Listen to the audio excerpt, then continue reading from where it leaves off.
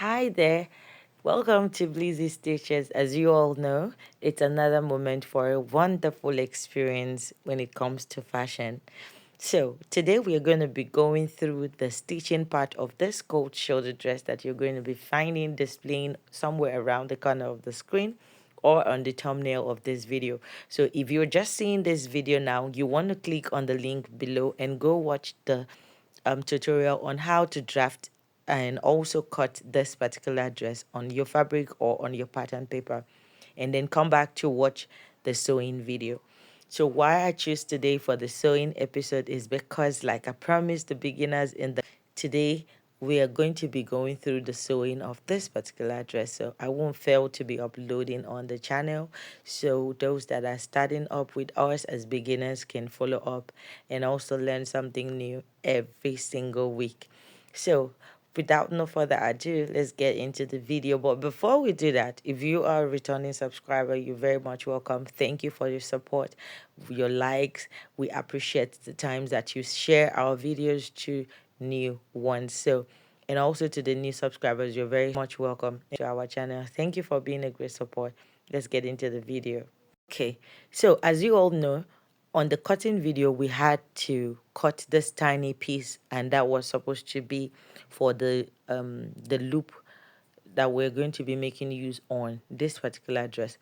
So we are creating like a loophole so that our string or our rope can pass through the waist and give it that snatch waistline at the back or at the front, depending on how you want to tie the rope. Okay, so now this is for those that want to make a detachable rope or a detachable string for this dress. So if you are going to make your rope separately, okay, you would need this loophole attached to your dress, right? So that's why I'm taking time, tiny piece that we cut out. But for me, on this particular dress, I'm going to be making use of a sew on rope, meaning my snatching rope is going to be sewn directly on the dress. Okay, so I would likely not make use of this particular loop that I'm sewing right now, but it's strictly for those that are joining us and would want to have a detachable rope for this dress. It. So let's proceed to the next part, which is actually sewing the main dress. So if you've watched up to this point and you followed us while we're drafting this particular dress, I feel it's time for you to give this video a thumbs up, like, share, comment, and also be a part of our channel. Remember, we're family here and we make sure we share our information well detailed for you to follow up. So now I'm placing my back piece so I can, you know, stitch down my interfacing. So now if you did not cut your interface, because I went ahead to do this off camera, you can use the bias if you want to, but what I do is to cut out my interfacing. So I place my front piece on fold, place a fabric, like a fresh fabric underneath, and then just trace it out to the desired shape and length that I want. So if you want to make use of maybe a 3 inches length interfacing inward, you can cut it down by 3 inches. If you want 2 inches, however you just want to make your interfacing look like, go ahead and do that. And once I was done, I place it right side facing each other. And there is something I'm going to be emphasizing on as we proceed. You see that my interfacing, after I'm done turning the neckline, I'm going to turn the armhole point. So what I did here was cut my interfacing exactly the same length with where I have my curved shoulder notch point. Remember when we're drafting, right? I made mention of notching where my coat shoulder sleeve is going to start from, and that was 5 inches, and I also had that of 4 inches. Okay, I think we picked 4 inches, but so why am I saying that? If you do not want to use a bias, okay, to turn from your shoulder point, like from your shoulder slope to your coat shoulder notch point, where I'm pointing at right now, if you don't want to use a bias to turn that point, cut your interfacing in such a way that it's going to overlap at that point, like your interfacing is going to get to the point where you have your coat shoulder sleeve notch. Okay, I left the shoulder line where you have from the neck point to your shoulder slope. I left that point open, and you're going to see the reason why I left the point open as we proceed on this video. Okay, so now I'm done sewing both ends of my interfacing to the main bodies. So this is me turning the interface inward, like now, so everything lays smooth and nice. Okay, so I went ahead to, stitch down the back piece, did the interface in exactly the same way I did for the front. So I'm going to go ahead now to, hem the bottom of my cold shoulder flay. Now, if you cut out yours as a strip, you just want to go ahead and weave it all round. If you cut it out as a 360 flay, you just really need to hem it also, because you don't want the hem of your clothes looking so tacky and unprofessional. So make sure you hem down the hem of your fabric. Okay, hem it down or weave it, whichever method works for you. So mine, what I do is, other than using a straight stitch, okay, I just make use of my hem roll footer, okay, or presser foot, okay. So now I'm going to go ahead and hem my flay, okay, at the down part, so everything sits nice and beautiful. So that's what I was doing here. I'm going to do the same thing to both piece, like for the left and the right, and then I'm going to hem round the sleeve, the main sleeve itself. I'm just going to hem every point on this particular dress that needs hemming. Then I'm going to proceed to the ironing table and press out every seam so it sits nice and flat. Okay, so this is what I was doing here, basically hemming the flay, because I had a 360 flay. I cut it on camera. You guys can go check it out. All right, so at this point, I was done hemming everything that needed to be hemmed, and I'm just going to move over to my pressing table, which is actually the floor now because I'm working from home. So I don't have a table, or I do have a table, but it's like a rubber table, and obviously I cannot press on that particular table. So I decided to use the ground, like the floor, to do my pressing. So you can see me here making sure I press out all the seams so it lays nice and flat. You don't want to have a bulky end of a sleeve or any part of your outfit or your dress. If your seam looks bulky, it's already presenting the dress as unprofessionally finished dress. You can actually make a good outfit, but because your seams are bulky and bulging out, someone is actually going to think it's cheap. So press down, press down, press out. Make sure you press out every point on your seam that needs ironing, okay? So that's what I was doing here basically. Now take a look at the shape of the sleeve. That part that looks like a U shape is actually where the cold shoulder is. Like that's where the opening on the shoulder point, okay, or around your bicep point, that's where the U shape is going to sit. So make sure it's flat and take accurate measurement, okay? So now we're back to the sewing machine. So let's fix all the pieces together now. So because I'm not making use of those two loops that I stitched earlier, but I'm going to make use of a longer strap rather. Now this is the strap that I'm sewing, so I can turn it to the right side. So the strap length is totally dependent on you, but for the width you can make use of a 1 inch for a 1 inch width for your strap, okay, depending on how big you are. If you're on a plus size, you can use 2 inches width for your strap width, but definitely the length is going to be the size of your waist plus extra inches as long as you want the strap to be. That's why I said it's totally dependent on you. Okay, so this is me because I need two straps for the two sides or the two seams, seam lines. Okay, I went ahead to make 2 straps. Okay. Now let's sew the bodies of this dress. Enough with the pieces. So we're done with everything attachable. So we've joined our interfacing, okay, turn it out, and then our straps is ready. At this point, bring in the back block and the front block.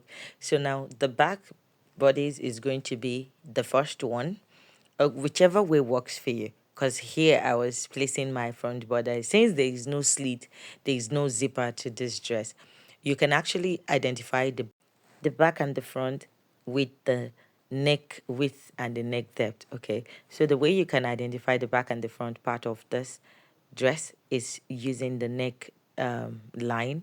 So that was the front block or the front bodies first before I place the back bodies on top. So now I'm about to sew the shoulder line. So remember that space around the shoulder that I left open. You see the way I'm turning in out the shoulder point. So do the same thing. You can slow this video down to watch that part very well if it is so fast for you to understand what I just did there.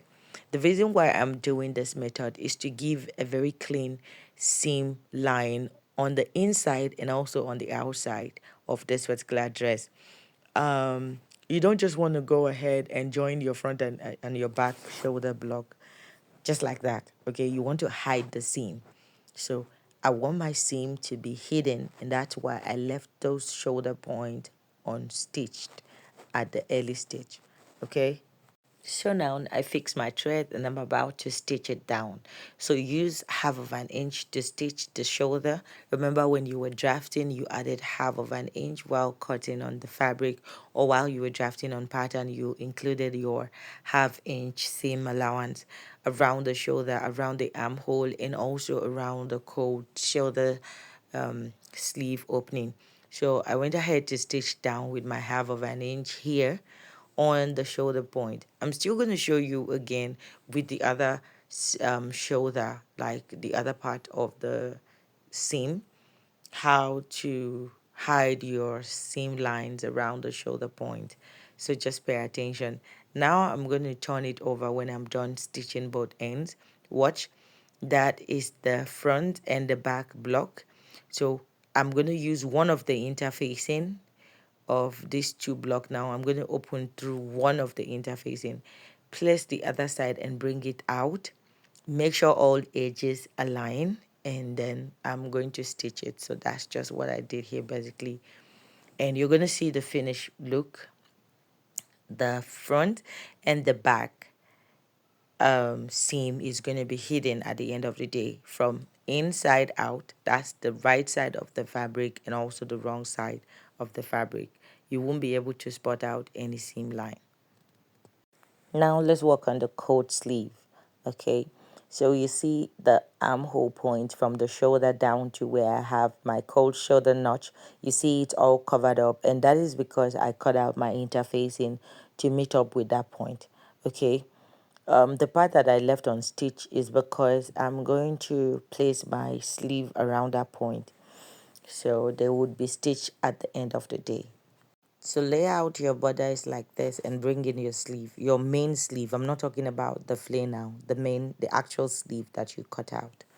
Okay, so I'm going to place the notch part on the main sleeve to the notch part on the coat shoulder, which is on the main borders. Okay, so watch what I did. There is the part of this particular sleeve that I did not hem, and that is just where the armhole curve stops up to where the coat shoulder notch is upward. Okay, so you're going to align your armhole curve around like where your sleeve starts from, okay, down to where the coat shoulder notch is. So just watch what I'm doing here. Align the edge of your sleeve just the way you would do it. You have your top arm, and then you have your bicep, and then you have your actual armhole. So at that armhole point, connecting your sleeve and your dress together, ensure it aligns at that point before you start pinning it all the way down to your coat shoulder notch, which was 5 inches or 4 inches or 5.5 inches. Make sure you don't open it too much so it doesn't look too big. I went ahead to pin it down on both ends, okay? So at this point, I've not joined the seam, okay, the side seam of this dress, so it's easy for me to work with like that. So I joined the sleeve to both ends on the left and on the right, and then stitch it down with 1/2 inch. Watch what I'm doing here carefully and you will understand better. So when I was done pinning it down, this is what it looked like around the coat shoulder opening. You can see that the seam or the side seam of my sleeve is still open. And also my fabric has not been joined together on both ends. Okay, so this point you're seeing is just the coat shoulder opening. So this is it when I was done. Now I want to attach my flare. So watch what I did here, because here it becomes very critical. Okay, so you see that my sleeve is on the wrong side. Like I placed this on the wrong side of my sleeve. Now I place the flare, the right side, okay, facing the wrong side of my sleeve. Okay, I place the flare, the right side of the flare facing the wrong side of the sleeve. So now, because the sleeve is not stitched, it's easy for me to work with. So I advise you don't stitch it. Now, start exactly where your coat shoulder notch is. At that point, that's where you will start sewing down your flare on your sleeve. Okay, because when you're done stitching this flare down, you're going to turn it over to the right side like so. And then the right side of that flare is going to be replicating itself, or it's going to reflect on the right side of the fabric very perfectly.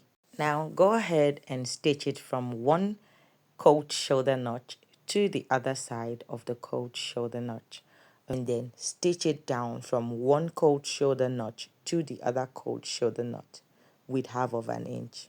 So this is it when I was done stitching it down with 1/2 inch.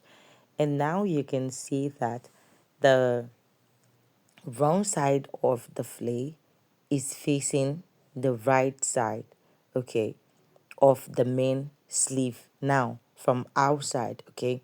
So now this is the sleeve facing the right side.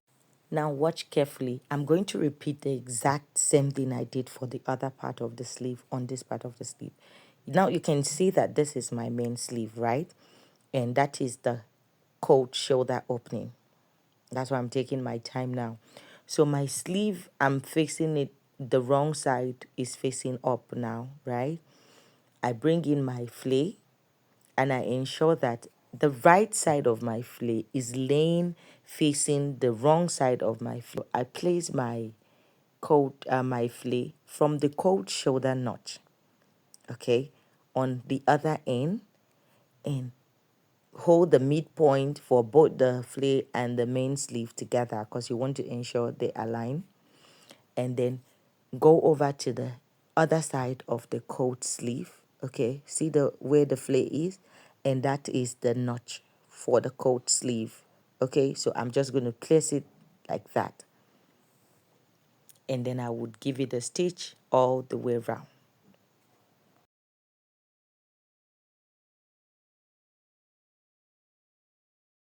So now I'm done joining the sleeve. Let's join the two side seams together.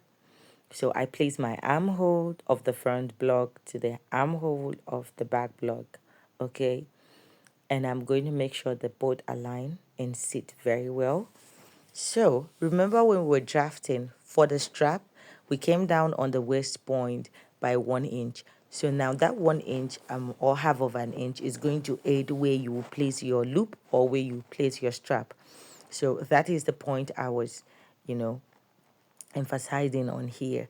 So before you stitch down your side seams, now if you're using a loop, watch what I'm doing here and how you're going to attach the loop.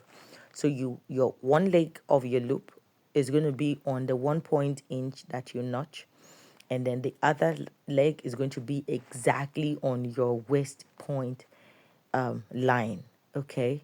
So for you to get that accurate stitch and not have to drag, make it look even uneven, okay. So just go ahead and do that. But because I'm not using a loop, let's go ahead and attach our strap from both ends. So watch carefully what I did here. I placed my strap just the way it was because it was exactly 1 inch width. Okay, so I just placed it from where I notched and then facing upward like half of an inch from my waist point and half of an inch also from my notch point around the waistline. Okay, making sure that it's facing the back block. Okay, so now when you are joining this strap together, make sure that your front bodies, okay, is lying flat first before your back block on top, and then you're going to around that line, okay, where you stitch your strap, those lines, like those middle stitch lines, should be inside. Okay, I don't know if you understand what I'm explaining now, but just watch carefully. It should be facing your back block upward, okay, while the good side without the stitching line would be facing the front block downward, okay. I went ahead to pin it down in place because I don't want it moving around or shifting out of point when I'm stitching it. So go ahead and, pin it down and stitch all the way from your shoulder now, okay, or starting from your sleeve. So that's my sleeve, pardon me. So that is where my sleeve ends. Okay, so I'm going to stitch it all the way from my sleeve length all the way to my dress length with 1 inch sewing allowance because that's what I left for my stitching allowance. So I'm going to sew it by 1 inch. Just watch what I'm doing here. So we've practically come to the end of this video gradually, and if you've watched up to this point, please don't go with my likes and my comment. Do well to drop whatsoever comment you have on the comment box down below. Your questions, your observations, whatever you feel you can contribute to this video, please do well to drop it on the comment box down below. Please, if you enjoy what you're watching, do like, share, and subscribe. Please see you in my next tutorial. Bye.